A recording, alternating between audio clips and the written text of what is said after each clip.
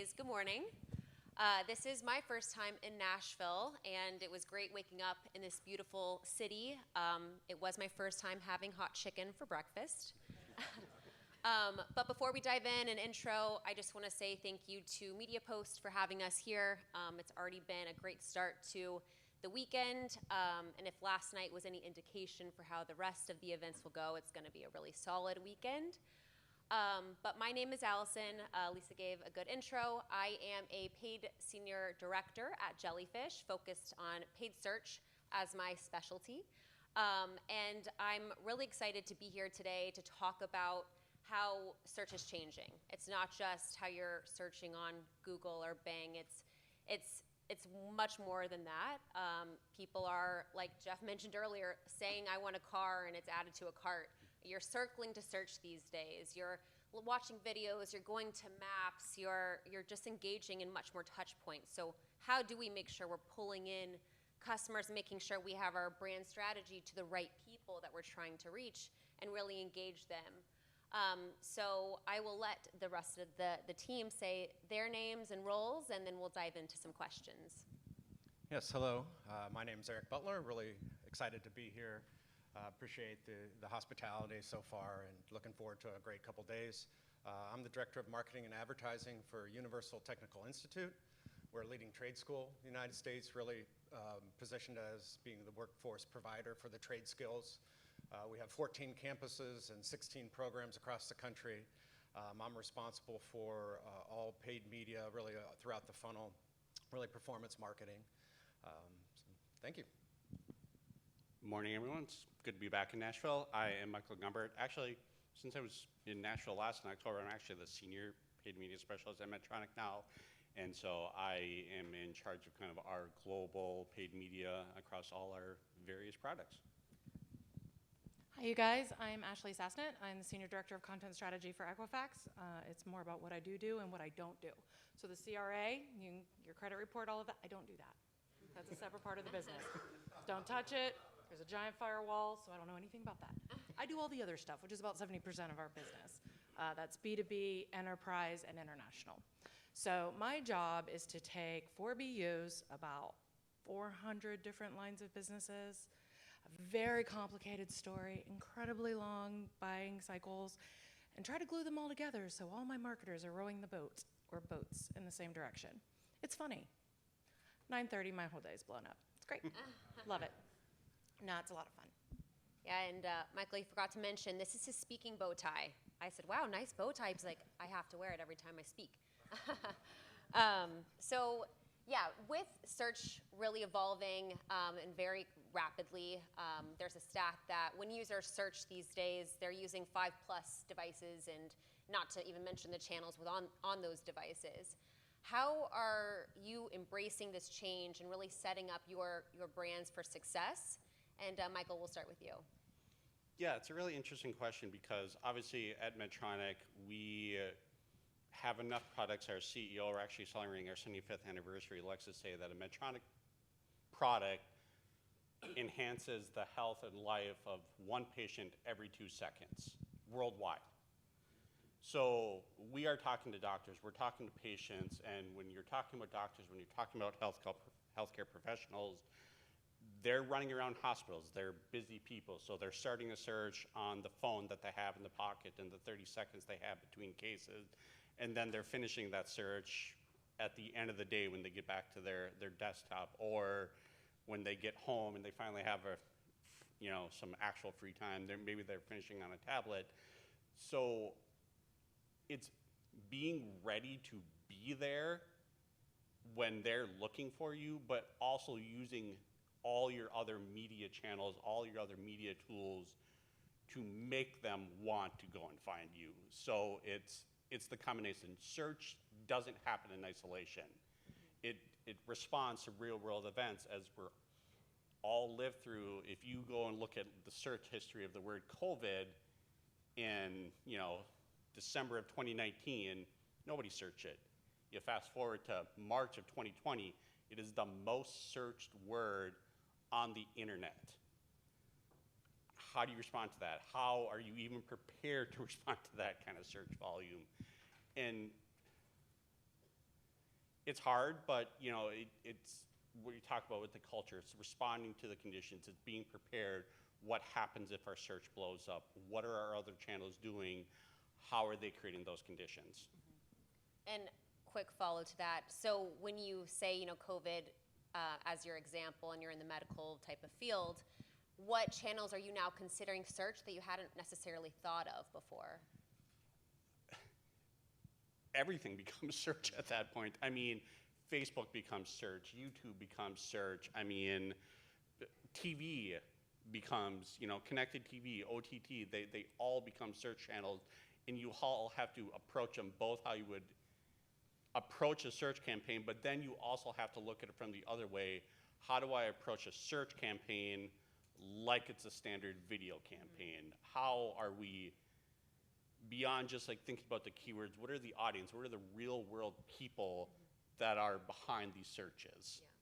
Yeah. And Erik, you were mentioning whenever you were reviewing your strategy, everything's an extension of search. So can you dive into that a bit more, please? Yes, absolutely.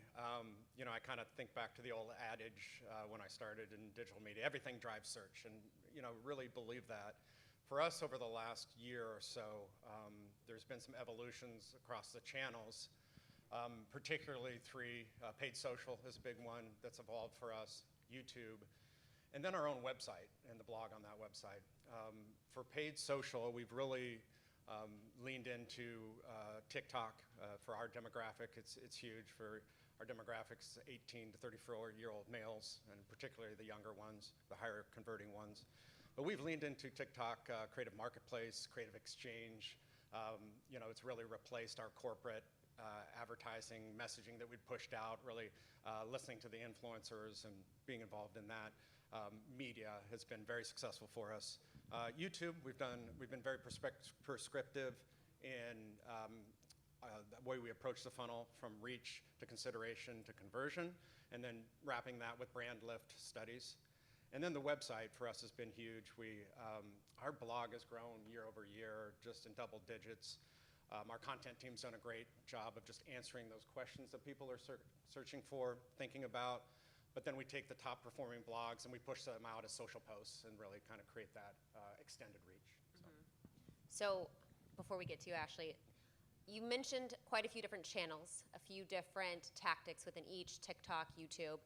How are you measuring success if you consider those, various versions of search?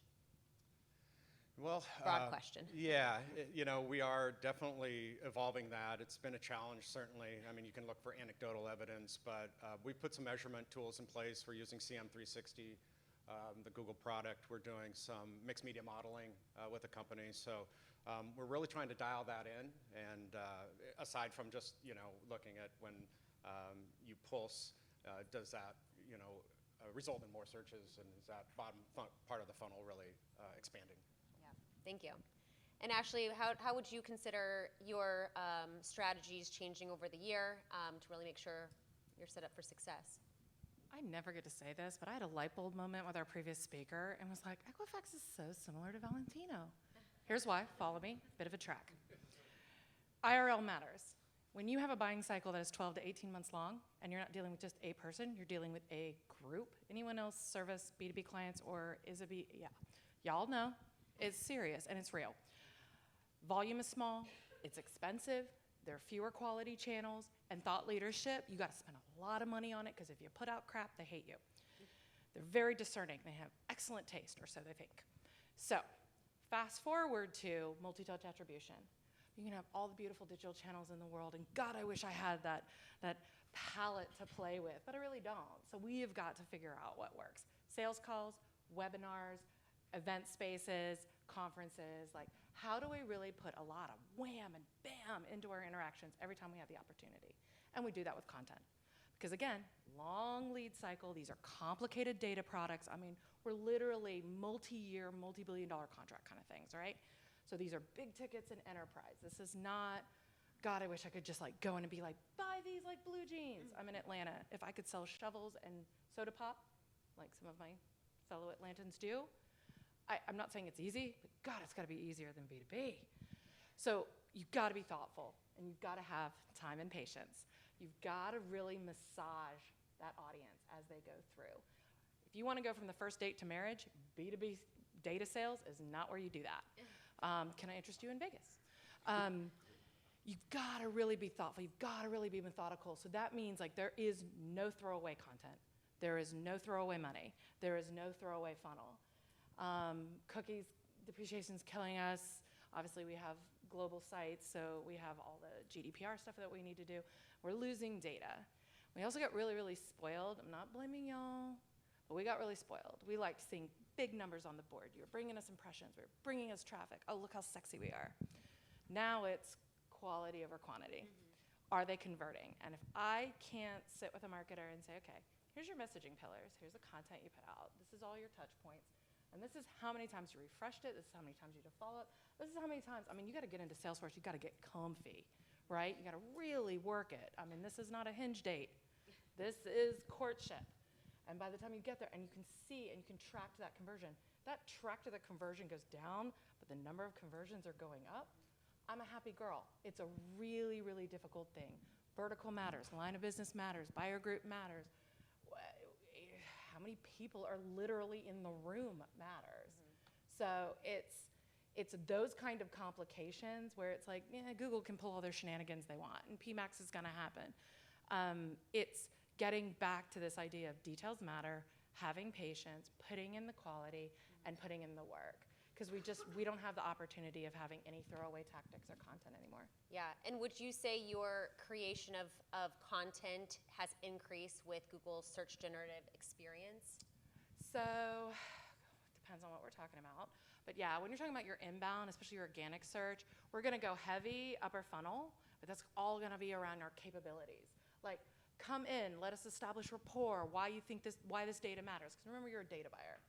This is not a chicken Instapot blog. I'm not bagging on them. I'm just saying it's not the audience, right? They are coming in to solve a business problem. So I got to move them through a jobs kind of problem solution format, and then I've got all that long tail down at the bottom. FAQs, how does it work? Does it have an API? I mean, you got to get really in the weeds, and then if you have 150 products, it's a thing, right? So I think I answered your question. If you want to rephrase it, I can always go back. No, that's great. Kind of wandered for a sec. And so, Micheal, you mentioned that when you approach your search strategies, you're either kind of speaking to a patient who doesn't have a lot of knowledge in the medical field, or you're speaking to doctors who want that technical knowledge. So what do you consider important in your creative messaging within your search strategy?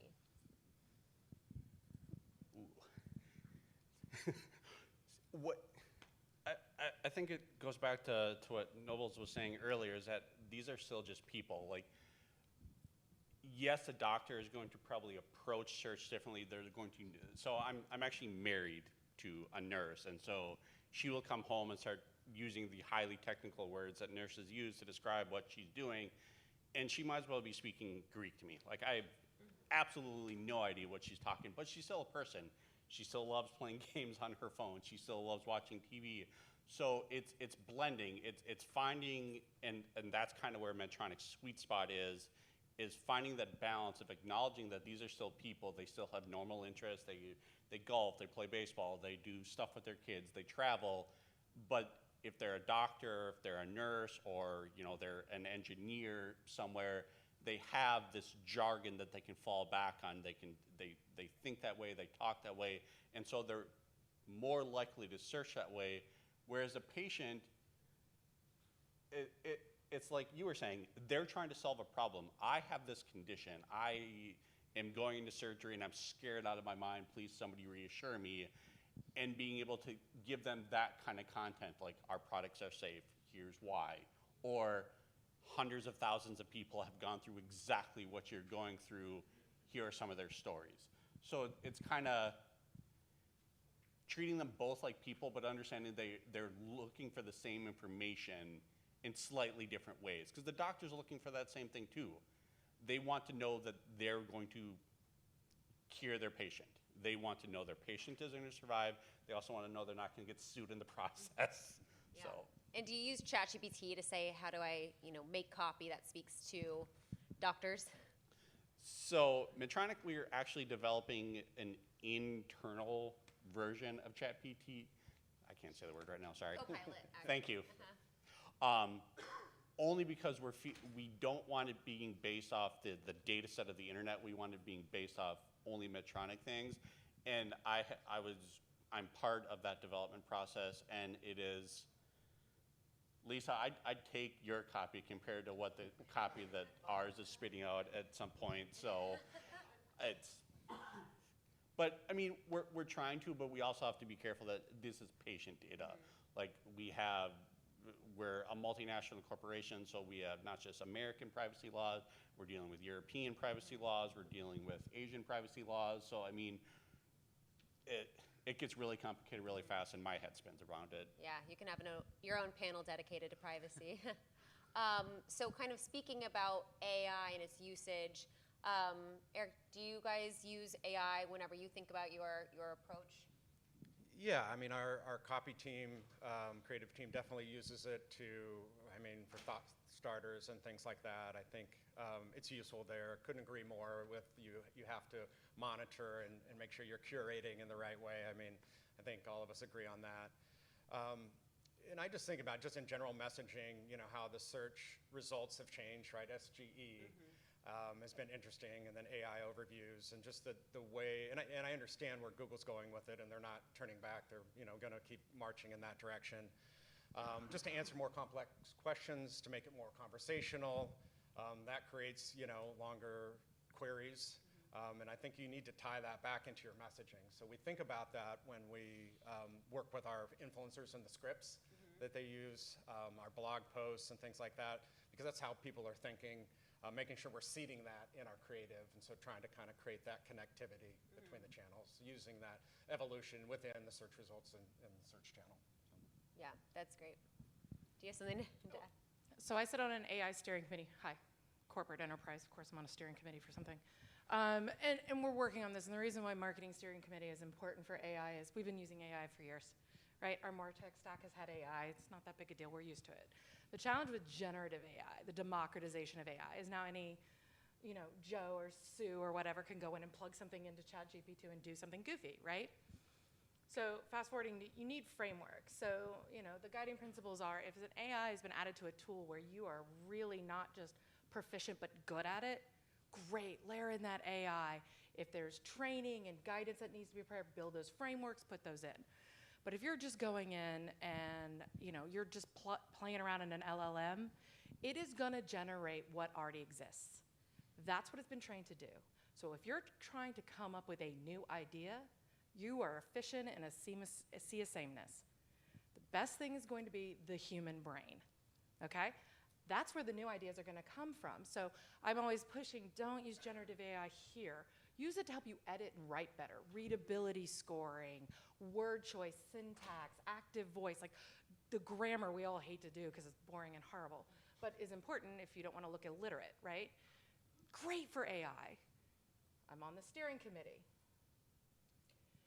In defense of this person, it wasn't a brainstorm. I got a piece of content, crossed up over my desk, needed review, and I was like, sure, whatever. I kid you not, this was the clause. Grounded in profound comprehension. And I was just like, are you effing kidding me with this? Like, is that a sentence? Like, what does that even mean? And I was like, oh, we understand our customers' needs? And I was like, of course, I had to chase down what happened, why it happened, what is going on. I wanted to make sure this wasn't like seeing the light of day. It was a brainstorm. Bless them. There are bad ideas in a brainstorm. I'm sorry. Grounded in profound comprehension is a terrible thing. That's a terrible phrase. So that's the kind of stuff that I'm talking about, is like, if you are heavily relying on stuff that already exists, you're going to get grounded in profound comprehension. If you are coming up with a new idea for the brand and you want to be considered differently, someone like Equifax, it would be like, hey, we get you. Are you trying to figure out how to maximize your banking portfolio so you can understand which clients are getting ready to default in the next 120 days? We got something for you. That's a complete thought. Grounded in profound comprehension makes me want to eat this microphone. Are you sure we didn't come up with that? That I sounds know, like right? I want to thank you for that email. It was really helpful. That sounds no like bad ideas in a brainstorm. exactly something an engineer at Medtronic would say. So I definitely want to save a few minutes for Q&A, but before we get to that point, I want to ask you guys, what really excites you the most? I mean, we are in such a space that is constantly changing, but especially when it relates to search and our strategies, what Where do you see the future, let's say 1 to 3 years, and what excites you about that?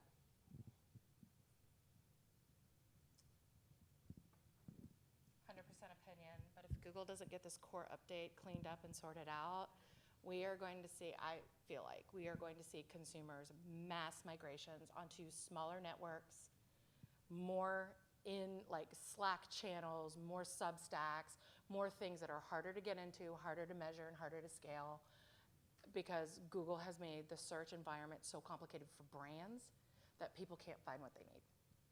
Just like at a broad level. I'm kind of mad at Google right now. I think we're breaking up a little. He needs to sit there and think about what they did. But this core update stuff has been going on for a while, and it is, I mean, for those of us who work in content, it is killing us to have, I was talking about this with a friend of mine. She's like, I had hundreds of pieces of content totally depreciated and de-indexed, and I don't know why.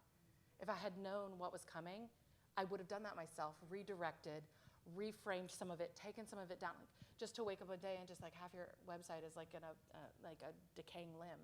What? And they make money on us. Like, what are you doing, dude? So I think if these kind of hiccups just keep happening, if they don't get their house in order, they're gonna find that consumers are it's gonna trickle down to consumers, and they're gonna go other places, because, you know. She's looking at you, the sponsors in the room. Sorry. Is anyone here from Google? Y'all are lovely. Please don't take away my Gmail account. No. I'm so sorry. No, it's just a total opinion, but it's like I get fed up, and I'm a consumer. Like, I go to find something and I can't find it. Like, what is going on? I'm going to second your opinion. I think it's going to happen regardless of what anything Google does. I think the search environment it has just been so dominated by one player. Here's looking at you, Alphabet, for so long that it was always inevitable that it was going to start to trickle down into these smaller networks. I think people are just, we become more savvy as searchers. Even, you know, those of us sitting in this room that do it on a daily basis, even the people outside this room have become just much more savvy on how to use Amazon, how to use Facebook, how to use TikTok, how to use Twitter, X, whatever we're calling it today. You know, how to use Slack, how, you know, just the myriad of ways that we can find information. We've become much more savvy, not just finding the information, but parsing through that information. And I think that evolution has only become faster as more devices, as speaking, as I can say what I'm trying to find, as I'm, you know, can do all the things. And that's honestly what excites me, because it then presents us more opportunities. We don't have to tailor our strategies or our tactics to a single player in the field. It doesn't have to be what Google wants or this is what Google lets me do. It now becomes, we become a lot more free. We can become infinitely more creative and more human, because we can iterate, we can test. This worked here, is it gonna work here? Is it gonna work with the retail, you know, media network? Is it going to work in traditional search? Is it gonna work in our video? Is it gonna work in our audio? So. Yeah, I think I kind of feel the same way. Excited and interested and certainly baffled by kind of, you know, how it's evolving right now, right? We talked about a lot of the problems, but I think the premise is there. So failing and improving, whoever, that's Google or whoever else, in terms of using AI and trying to understand the complexities of what people are searching to bring forward really that conversation and put context around it, I think is exciting. You know, I think AI will certainly have a component of search.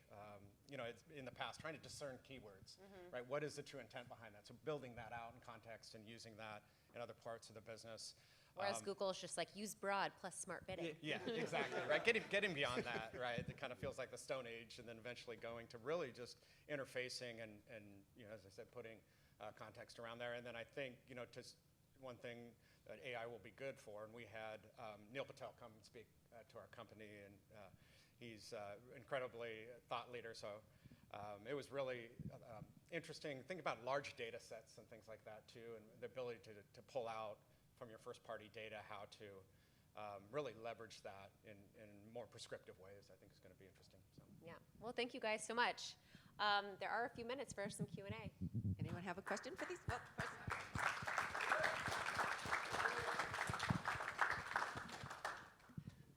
Oh, always on the other side of the room.